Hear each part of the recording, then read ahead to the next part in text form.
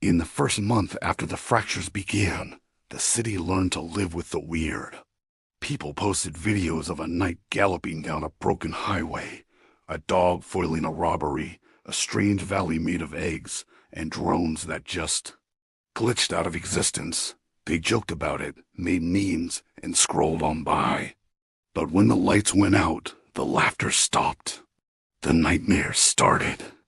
Sleep clinics were suddenly overflowing. All across the city, people shot awake at 3 a.m., clutching their chests, gasping for air. They dreamed of roads swallowing their cars, of dogs with glowing collars leading them into banks they could never leave, of skies swarming with hostile drones, and of glitching screens that erased their own faces. Every bizarre story from the multiverse was bleeding into one massive citywide nightmare. The worst of it was concentrated in a small bedroom on the 4th floor of a tower block. There, 16-year-old Maya Khan lay in bed, her room lit by soft fairy lights. Her laptop was paused on a fractured news clip she swore she'd stop watching before bed. Her eyes were closed, her breaths shallow, and her fingers trembled around the silver moon pendant she wore. In her dream, she was trapped. She stood alone on a motorway paved with eggs, under a sky buzzing with drones, next to a bank that grew taller every time she looked away. A wave of molten blackness crept towards her from one side, while a wall of glitching static advanced from the other. No matter which way she ran, the road just looped back on itself. A scream was trapped in her throat, echoing inside her own head. See, the fracture didn't just twist roads and data. It twisted the very architecture of fear, connecting people's nightmares like a vast, terrifying network. And Maya's terror was the amplifier, broadcasting anxiety to countless other sleepers. Every time she panicked, a stranger somewhere else woke up in a cold sweat. But in that strange space between sleep and waking, someone was listening. A figure in a navy hoodie sat on an invisible bench, flipping through a battered notebook. They called him Dream Dude. Before the fracture, his notebook was full of stand-up jokes.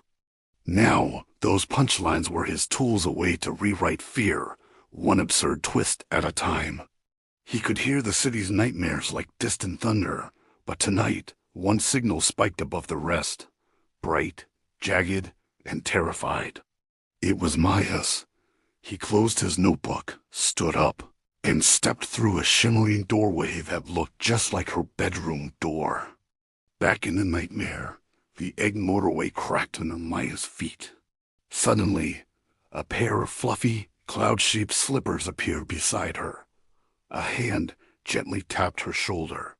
She spun around to see a man in a hoodie with a cartoon moon on it, his hands in his pockets, his eyes glowing with faint, tiny stars.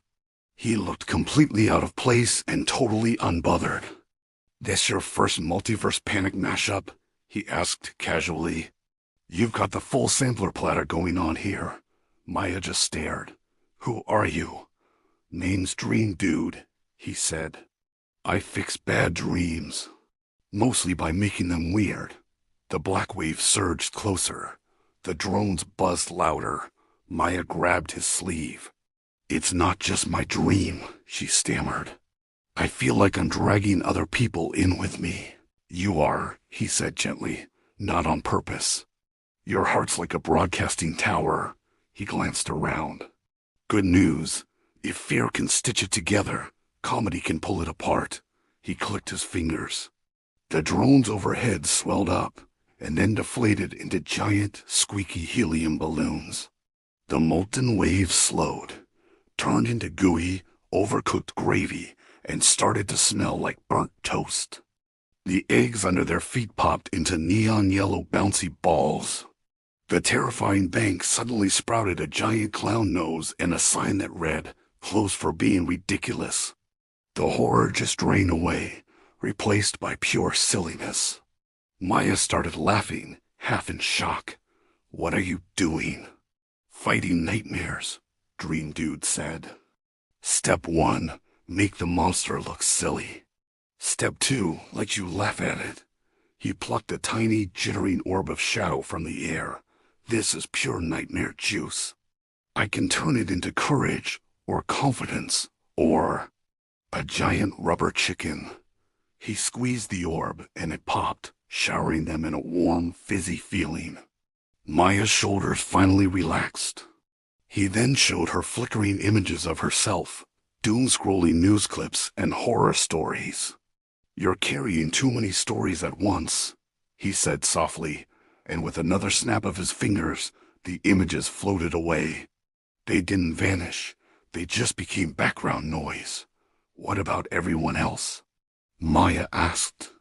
He pointed to the horizon, where the ridiculousness of her dream was now echoing into others, turning their terrors into harmless nonsense. "Turns out," he shrugged, "helping you helps more than just you." As the dream faded, Maya asked, "Will this stop the fractures?" "Not my department," he replied. "I'm the night shift. I just keep people from breaking before breakfast." Maya woke up in her own bed, her heart steady.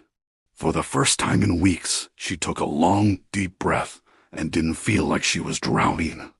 But the nightmare energy that Dream Dude didn't use drifted away, caught by another presence. One that doesn't laugh at fear, it feeds on it.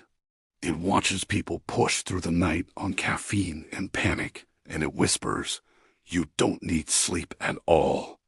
To see what happens when someone decides to weaponize sleeplessness against an already cracked world.